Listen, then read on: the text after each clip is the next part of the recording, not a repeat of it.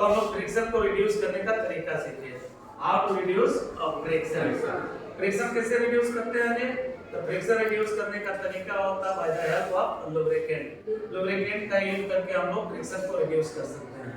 Lubricant means क्या? जैसे oil हो गया, तेल हो गया, मोबिल ऑयल, मोबिल भी ऑयल में आता है। इस सब का यूज करके हम लोग फ्रिक्शन को रिड्यूस कर सकते हैं। फ्रिक्शन को रिड्यूस करने का और भी तरीका होता है, बॉल बेयरिंग का भी यूज करके हम लोग फ्रिक्शन को रिड्यूस कर सकते हैं, जिसको हम लोग बेयरिंग कहते हैं, बॉल बेयरिंग। उसको यूज करके हम लोग फ्रिक्शन को रिड्यूस कर देते हैं। कर देते हैं ना बाबू।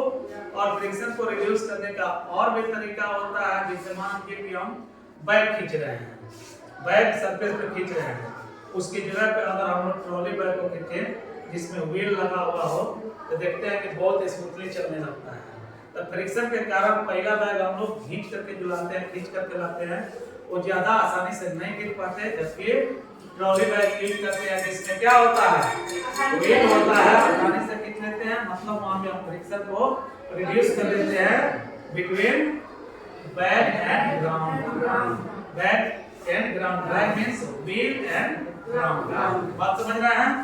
और आप देखते होंगे जैसे मान लीजिए कि एयर है, क्या एयर भी फ्रिक्शन एक्सर्ट करता है, फ्रिक्शन फोर्स डेवलप करता है, एयर के द्वारा फ्रिक्शन फोर्स होता है, और वाटर के द्वारा भी फ्रिक्शन फोर्स लगता है ना ये। तो एयर के द्वारा और वाटर के द्वारा जो फ्रिक्शन फोर्स लगता है, उसको रिड्यूस करने के लिए जो एयर में और वाटर में चलने वाले जो भी वस्तुएं होते हैं, चाहे जीव हो, चाहे कोई वस्तु बनाया गया हो, नाव हो, कोई जहाज हो, बात समझ रहे हैं? उसका स्ट्रक्चर स्ट्रीमलाइन स्ट्रक्चर बना दिया जाता है।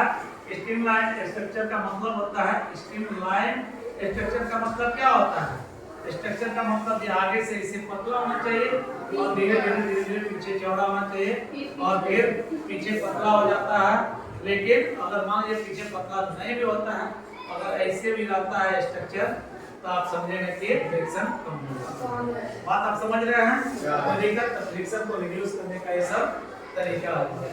हम समझ रहे हैं कि आप लोग बहुत बेहतरीन तरीका से फ्रिक्शन को रिड्यूस करना समझ रहे हैं। याद रहेगा ना ये रिड्यूस फ्रिक्शन। फिर नेक्स्ट जो भी पीरियड आएगा, नेक्स्ट पीरियड में हम लोग डिस्कस करेंगे क्या, कि फ्रिक्शन को हम लोग इंक्रीज कैसे कर देते हैं। फ्रिक्शन अगर ज्यादा उत्पन्न करना हो तो कैसे उत्पन्न करते हैं, इधर रिड्यूस किए इंक्रीज करना हो तो कैसे करते हैं। ठीक है, नेक्स्ट